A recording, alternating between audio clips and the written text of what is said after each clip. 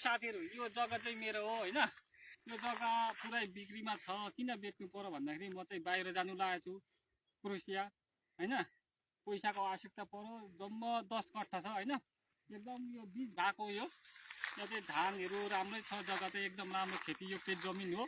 यहाँ माथि हो सिमाना हैन। त्यहाँबाट यहाँ त सिमाना यता चाहिँ घर बनाएको छ मेरो। घर बनाएको छ। यहाँबाट सट्ट लाएर त्यो रोड छ, मेन रोड हो त्यो। मेन रोड छ यहाँबाट चाहिँ एकदम यो जग्गा चाहिँ पुरै बिक्रीमा छ। सिँचाइ योग्य पानी धारा सबै चिज बत्ती बिजुली सबै छ हैन। सबै छ। पक्कासँगले चाहिँ एकदम मिलेको जग्गा फेरि एउटै लम्बाइ। उता यहाँ पर उता त्यहाँदेखि चाहिँ यहाँ पर एउटा घर छ। घरदेखि यहाँसम्म हो। यो जग्गा चाहिँ पुरै बिक्रीमा छ। मात्र यो फेरि 15 लाखको तपाईको 15 लाख हो। यो जग्गा चाहिँ 15 लाखमा बेच्नु लागेको। पैसाको आवश्यकता परेर म चाहिँ क्रोसिया जाने भएर नत्र म यो जग्गा बेच्दिन थिएँ हैन। तपाईको यहाँ धानै 38 लगभग 40-38 मन चाहिँ धानै हुन्छ। तपाईको धान रोप्दा पनि पर्ने आउँछ। एकदम सिँचाइ योग्य तपाईको फेरि केरा हैन, स्याउ भन्नु आएछ। के पो आँपहरू सबै चिजहरू यो फुलहरू पनि हुन्छ। तपाईको यो घर चाहिँ मेरो यहाँ तल।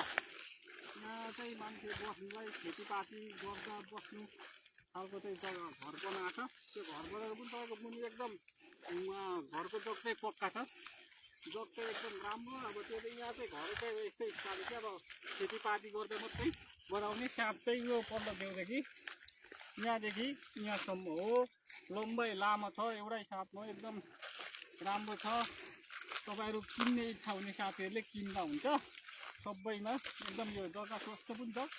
तपाईको जम्मा 10 कट्ठा हो। 10 कट्ठा अलिक बढी छ। तर मैले लिँदाखेरि 10 कट्ठाको चाहिँ दाममा लिएको। यो लगभग नापेँ भने अहिले मैले नापेँ हैन। नाप्दाखेरि चाहिँ लगभग 12 जति निस्क्यो हैन।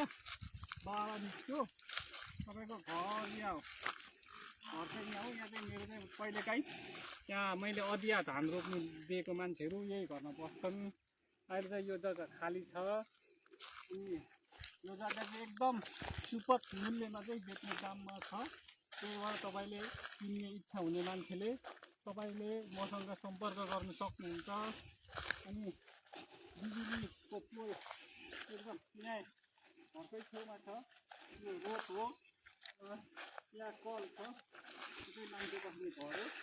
यो जग चाहिँ एकदम बकाइदा दामी। तपाईँको चाहिँ बिल्डिङ घरको भन्दा पनि एकदम दामी जग तल धेरै गइरहेछ। यसको लगभग मुनि 5 फुट खन्या छ।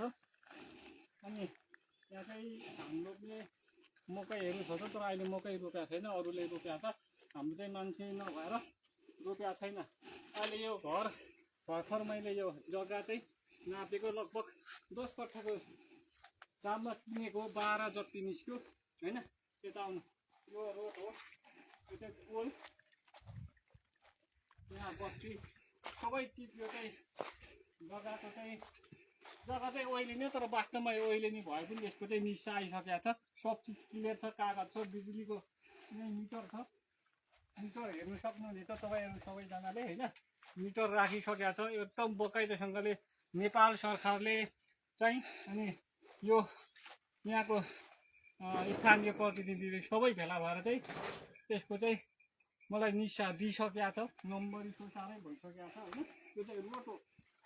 रोड तपाईँहरू यहाँ जे पनि यो जग्गामा हुन्छ क्या फेरि एकदम जमिन राम्रो छ। यो रोड हो। यो 10 फुटे 12 फुटे रोड हो। यहाँ रोड यही हो। अनि यहाँबाट यो 20 फुटे रोड हो। मैले 10 भन्दा 20 फुटे रोड हो। यो नालीहरू हुँदैछ। यहाँबाट चाहिँ एकदम राम्रो यो रामपुर। अनि घर चाहिँ यही हो। तपाईँको सबै हेर्नु सक्नुहुनेछ। तपाईँ किन्ने इच्छा हुने मान्छेले किन्दा हुन्छ। तपाईँ यहाँ अरू केही गर्नु परेन। मात्र आएर घरमा बसेर तपाईँले धान सान रोप्यो भने तपाईँलाई काफी खानु वर्षौँ खानु पुग्छ हैन। त्यस्तो खालको चाहिँ एकदम धान पनि राम्रो मकै जे रोपे पनि हुन्छ। यो सिँचाइ चाहिँ राम्रो हुन्छ। जग्गा चाहिँ एउटै प्लाटिङ भएको राम्रो। जम्मा मैले किन्दाखेरि 10 कट्ठाको दाममा किनेको 12 अहिले नाप्दाखेरि 12 कट्ठा जति निस्केछ। तपाईँ किन्नेले पनि अझै किन्नुहुन्छ भने नापचाप गरेर मजाले हेरेर मात्र 15 लाख हो। 15 लाखमा दिने हो नापेर बकाइदासँगले हैन। दायाँ बायाँ केही पनि छैन। Thank you.